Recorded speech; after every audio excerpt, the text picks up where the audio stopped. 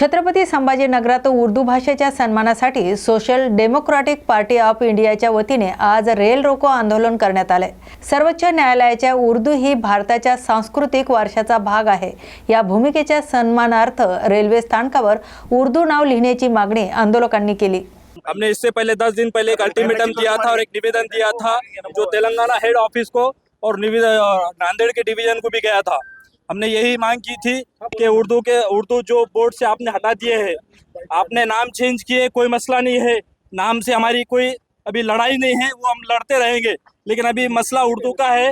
उर्दू आपने पहले add KIA, लेकिन संजय केनेकर एक बयान देते हैं, वो संजय केनेकर जिसका बेटा बजरंग दल के अंदर है, जो आतंकवाद संगठन, ऐसे बेटे का बाप संजय केनेकर है, उसके बोलने पे आप उर्दू लैंग्वेज को वहाँ से हटाते हैं। रेलवे बोर्ड एक सियासी प्रेशर के दबाव में उसको नाम को हटाता है। वो उर्दू लैंग्वेज कौन सी लैंग्वेज है पता है? वो उर्दू लैंग्वेज वो लैंग्वेज है जिसके आज़ादी के टाइम पे सबसे पहले अखबार के अंदर अंग्रेज़ों के खिलाफ में जंग का ऐलान वो उर्दू लैंग्वेज के ज़रिए से किया गया था। वो पढ़ के हमारे जवान, हमारे बुजुर्गों ने शहादतें दी थी, वो उर्दू लैंग्वेज के अंदर तासीर है। आज बीजेपी हुकूमत उर्दू को सिर्फ मुसलमान की लैंग्वेज बता देना चाहती है, लेकिन ऐसा नहीं है। सुप्रीम कोर्ट का एक आदेश है कि उर्दू लैंग्वेज एक समुदाय की नहीं है। उर्दू लैंग्वेज हिंदुस्तान के अंदर जन्मी है, हिंदुस्तान के अंदर बनी है और हिंदुस्तान के अंदर पनपी है। हमारा यही मकसद है कि उर्दू लैंग्वेज वहाँ पर होना है, क्योंकि 2017 का रेलवे का बोर्ड का एक प्रावधान है कि जहाँ जो आबादी है, जितनी ज़्यादा आबादी है, वहाँ पर वो लैंग्वेज आनी चाहिए। मराठवाड़ा के अंदर 8 डिस्ट्रिक्टों के अंदर आपने रखे हैं, लेकिन औरंगाबाद के अंदर आपको क्या मसला है? ये आप सियासी प्रेशर के अंदर कर रहे हैं, ये हम नहीं सहेंगे। ये तो आज पहला कदम है हमारा रेलवे स्टेशन पे। इसके बाद में एयरपोर्ट के ऊपर collector office, divisional commissioner office, जितने भी गवर्नमेंट के ऑफिस है, हम वहाँ पर उर्दू नाम लाकर रहेंगे। नाशिकमध्ये कुंभमेळ्याच्या पार्श्वभूमीवर साधुग्राम, माईस सेंटर, वृक्षतोड आणि विकास कामांबाबत मनपा आयुक्त मनीषा खत्री यांनी आज पत्रकार परिषदेत सविस्तर भूमिका मांडली। वृक्षतोडीबाबत अंतिम निर्णय वृक्ष प्राधिकरण आणि ट्री ऑफिसर घेणार असून माईस सेंटरसाठी एकही झाड तोडलं जाणार नसल्याचं त्यांनी स्पष्ट केलंय। पर्यावरण प्रेमींनी समन्वयाची भूमिका घ्यावी असं आवाहन त्यांनी केलंय। ते एकदम चुकीचं आहे, तुम्हाला पण माहित आहे। कसं अर्थकारण होऊ शकते? आपण एक पैसा टाकत नाही, आपल्याला आमदनी होतोय, जर समजा हे केलं तर त्याचा तर आपला फायदा होतोय। नुकसान कुठे आहे? मला तुम्ही एक स्पष्ट कारण मला एक सांगा नुकसानीचं। पहिला मुद्दा। दुसरा मुद्दा की आम्ही टॅक्सपेयरचे पैसे उलट वाचवतोय, पैसे वाचून जर आपण काही करतोय मग ते फायदेशीर आहे की नुकसानदायक आहे? त्यांचं म्हणणं काय आहे? त्यांचं म्हणणं आहे की वृक्ष कापू नका। आता ते इकॉनॉमिक एक्सपर्ट म्हणून जर बोलायचे असेल तर ते तुम्ही इकॉनॉमिक एक्सपर्टला विचारा। ते पर्यावरण एक्सपर्ट कसं म्हणू शकतात की ते फायदेशीर आहे की ते नुकसानदायक आहे? तुम्ही एक मिनिट, तुम्ही पीपीपी एक्सपर्टला किंवा एक इकॉनॉमिक एक्सपर्टला विचारा ते फायदेशीर आहे की आपलं नुकसान होतंय। परंतु पर्यावरणच्या नक्की जे म्हणताय ते बरोबर म्हणताय की ठीक आहे झाड कापू नका, ते बाबत तर आहेतच की नाहीच कापायचे। पण मग मला तुम्ही सांगा की मग कुंभ कसा करायचे? तिथे ते शेडच्या कुटिया जे तुम्ही म्हणताय, जर तिथे आपल्याकडे 10 कोटी लोक आले तर मग त्यांना कुटियामध्ये पावसाळ्याच्या वेळेस, आता यावेळेस एवढी पाऊस होती की कुठे टप टप टप टप टप करत राहील, ते डिझीजेस पसरून जाईल, ते कोलेरा वगैरे सारखी डिझीजेस एकदा मागचे सिंहस्थाला ते इन्फ्लुएन्झा झाला होता। तर मग ते हायजेनिक कंडिशन्स ठेवून आम्हाला कुंभ करायचे आहे। आपला तर कुंभ फेमस आहे बेस्ट फॅसिलिटीजसाठी, तर मग ते अशा कुटियासारखी जर आपण केली तर किती हायजीन आणि किती क्राऊड मॅनेजमेंट त्याच्यात नाही होईल? त्यांनी आम्हाला त्याचा काही एव्हिडन्स द्यावे किंवा मीडियाने द्यावे किंवा तुम्ही द्या तुमच्याकडे काय सोल्युशन असेल। दोन्ही राष्ट्रवादी एकत्र येण्याबाबत अंतिम निर्णय वरिष्ठ पातळीवरच घेतली जाईल अशी स्पष्ट भूमिका राष्ट्रवादी शरदचंद्र पवार गटाचे पुणे शहर अध्यक्ष प्रशांत जगताप यांनी मांडली। महाविकास आघाडी म्हणून निवडणुकीची तयारी सुरू करण्याचे निर्देश प्रदेश कार्यालयाकडून मिळाल्याचेही त्यांनी सांगितले। तसेच भाजपकडून एका दिवसात 2000 अर्ज वाटल्याचा दावा अतिशयोक्ती असल्याचं म्हणत त्यांनी त्यावर टीकाही केली। आता या संदर्भात प्रदेशचा हा क्लिअरली आदेश आलेला आहे। याच्यानंतर सुद्धा शेवटी आमच्या श्रद्धास्थान आदरणीय पवार साहेब आहेत, आमचे नेते आदरणीय सुप्रियाताई आहेत, आमचे नेते माननीय शशिकांत शिंदे साहेब, माननीय जयंत पाटील साहेब, माननीय रोहित दादा, की माननीय जितेंद्र आव्हाड साहेब ही मंडळी बसून योग्य ते निर्णय घेतील, कारण शेवटी या राज्याने देशाला कायमच या ठिकाणी चांगला सकारात्मक विचार दिलेला आहे आणि या राज्यात जे काही चांगले करायचे ते निश्चित करतात. पुणे शहर राष्ट्रवादी काँग्रेस पार्टी शरदचंद्रजी पवार पक्षाने याच्यामध्ये पहिला नंबर पटकावला होता. आम्ही मागच्या 15 दिवसापूर्वी या प्रकारचे अर्ज सुरू केले. आज अखेर या ठिकाणी 202 अर्ज जमा झालेले आहेत, ते सुद्धा शुल्क भरून, नॉन रिफंडेबल शुल्क भरून आलेले आहेत. त्याच्यामुळे सगळ्यात राज्यात किंवा या शहरातल्या सर्व पक्षांमध्ये आम्ही आघाडी घेतली होती. आता आम्ही साधारणतः आचारसंहिता 15 डिसेंबरला सुरू झाली कदाचित, आणि त्या दिवशी जर पुणे महापालिकेचा नंबर लागला, कारण की आता दोन विचार आहेत, ट्विस्ट आहे, कदाचित जिल्हा परिषद पंचायत समिती पहिले होईल महानगरपालिका नंतर. पण जर महानगरपालिका जाहीर झाली तर त्याच्यानंतर 16, 17, 18 डिसेंबर 16 डिसेंबर 17 डिसेंबर 18 डिसेंबरला पुणे शहर राष्ट्रवादी काँग्रेस पार्टी शरदचंद्रजी पवार पक्षाची उमेदवारांची मुलाखत निश्चित होईल. कर्नाटकात मराठी भाषकांवरील वाढत्या अत्याचारांच्या निषेधार्थ कोल्हापुरात ठाकरे गटाच्या शिवसेनेकडून आज जोरदार आंदोलन करण्यात आले. कर्नाटकच्या बस अडवत कार्यकर्त्यांनी घोषणा दिल्या आणि मराठी नागरिकांच्या सुरक्षेसाठी तातडीने पावलं उचलण्याची मागणी केली. कर्नाटक सरकारनं महामेळाव्याला या ठिकाणी बंदी घातलेली आहे आणि या ठिकाणी रीतसर मागणी केली असताना कोल्हापूर जिल्हा शिवसेना उद्धव बाळासाहेब ठाकरे पक्षाच्या वतीनं या ठिकाणी आम्ही कोल्हापूरचे कलेक्टर अमोल गेडिया यांना विनंती केली होती की या मेळाव्याला जर काय परवानगी मिळाली नाही तर आम्ही महाराष्ट्रामध्ये कर्नाटकच्या मंत्र्यांना फिरू देणार नाही. आज जर बघितलं तर महाराष्ट्रामध्ये सुद्धा अधिवेशन सुरू आहे.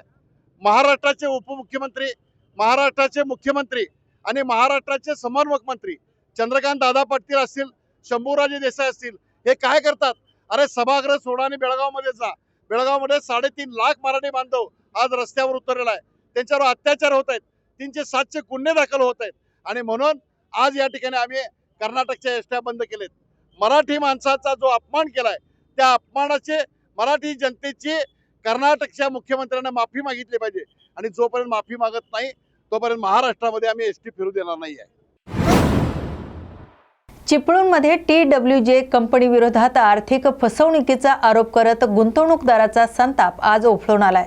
मागील 3 महिन्यापासून पोलीस ठाण्यात तक्रारी करूनही कारवाई होत नसल्याचा आरोप गुंतवणूकदारांनी केलाय. 31 डिसेंबरपर्यंत कंपनी संचालक समीर नार्वेकर यांना अटक न झाल्यास पोलीस ठाण्यासमोर आत्मदहनाचा इशारा देण्यात आलाय.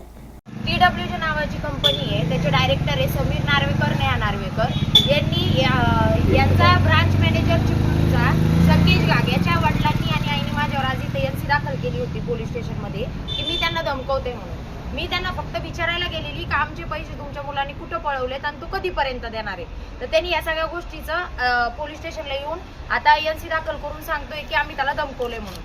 गेल्या 3 महिन्यापासून आम्ही पोलीस स्टेशनच्या चक्रा काढतोय, EOWच्या पण चक्रा काढतोय का त्यांना विचारतोय का तुम्ही आतापर्यंत काय कारवाई केली, पण त्यांनी कोणत्याही प्रकारची कारवाई केली नाही. असं जवळजवळ 1200 ते 1500 कोटीचा घोटाळा समीर नार्वेकर आणि नेहा नार्वेकर यांनी केलेला आहे आणि अजून सुद्धा पोलिसांनी त्यांच्यावर कोणत्याही प्रक्रियेची कारवाई केलेली नाहीये. की यांचे जवळजवळ 25 डायरेक्टर आहेत, त्याच्यापैकी 3-4 जणांना बेल पण भेटली आहे. त्यांच्यावर कोणत्याही प्रकारची ठोस अशी कारवाई पोलीसवाले करत नाहीये. पोलीसवाले फक्त करतोय तुमच्या थोड्याशाच केसेस आहे किंवा सगळ्या गोष्टी अशा आहेत असं बोलून आम्हाला ना सारखं पळून लावताय. त्याच्यामध्ये ठाणे CP ऑफिस मधल्या EOWच्या डिपार्टमेंटचा समीर नार्वेकर आणि नेहा नार्वेकरला पळवण्यात पूर्णपणे हात आहे. बाकीच्या तुम्हाला सगळ्या गोष्टी हे सगळे आम्ही इन्व्हेस्टर आहे, जवळजवळ यांची 50 कोटी प्लसची अमाऊंट आहे.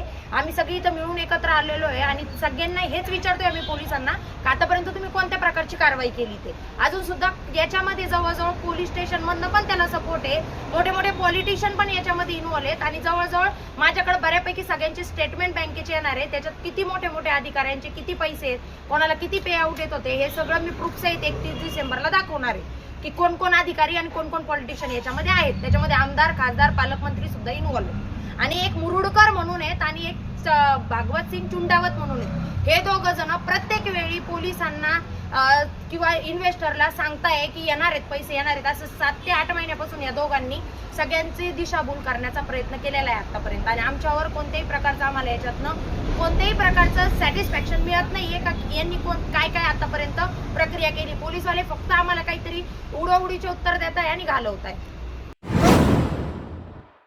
नागपुरात सिडको घरांच्या प्रश्नावर आमदार विक्रांत पाटील यांनी आज आंदोलन केले। सिडको घरांचा तातडीने ताबा द्यावा, प्रलंबित प्रश्न मार्गी लावावेत आणि सर्वसामान्यांच्या घरांचा प्रश्न सोडवावा अशी ठाम मागणी त्यांनी यावेळी केली। गरिबांसाठीची जी घरं जी महाराष्ट्राचे लाडके मुख्यमंत्री देवाभाऊंच्या सरकारने गरिबांसाठीची घरं घोषित केली, त्यांना घरं मिळायला पाहिजेत ही सरकारची भूमिका आहे। पण सिडको अधिकाऱ्यांची मानसिकता इतकी सुलतानी आहे की त्यांनी त्या घरांच्या किमती इतक्या फुगवून ठेवल्या आहेत की ती घरं विकलीच जात नाहीत। बिल्डर धार्जिनं धोरण सिडकोचे अधिकारी घेत आहेत का हा प्रश्न त्या ठिकाणी उपस्थित होतोय आणि त्यामुळे या घरांच्या किमती कमी व्हायला पाहिजे, त्यासाठी मी सातत्याने पाठपुरावा करतोय। गेल्या अधिवेशनात सुद्धा हा विषय मी मांडला, त्यानंतर आत्ताच्या अधिवेशनापर्यंत सातत्याने मी त्या विषयाचा पाठपुरावा करतोय आणि मी जेवढं खोलात गेलो एवढी कागदपत्र मला मिळाली की ज्या आधारे ही त्या किमती कमी असायला पाहिजे।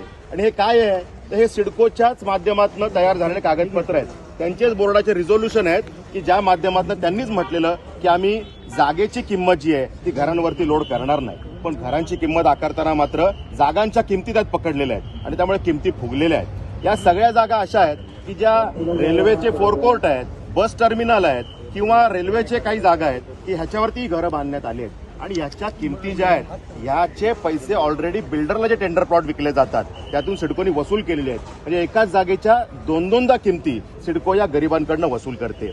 या सगळ्या गोष्टीला माझा विरोध आहे आणि त्यामुळे घरांच्या किमती कमी व्हायला पाहिजेत ही भूमिका। घरांच्या किमती ह्या फुगवलेल्या आहेत, त्या कमीत कमी 30 ते 50% या रेशोमध्ये कमी होऊ शकतात आणि ह्या सगळ्या गरिबांसाठीच्या घरांमध्ये छोटे छोटे विषय आहेत। म्हणजे 1.5 लाख लोकांनी ह्या लॉटरीला पसंती दाखवली, पण जेव्हा सिडकोनी घरांच्या किमती जाहीर केल्या फक्त 19,000 लोक शिल्लक राहिली आणि त्यातले पण पैसे भरताना मात्र फक्त 10,000 लोकांनी भरले।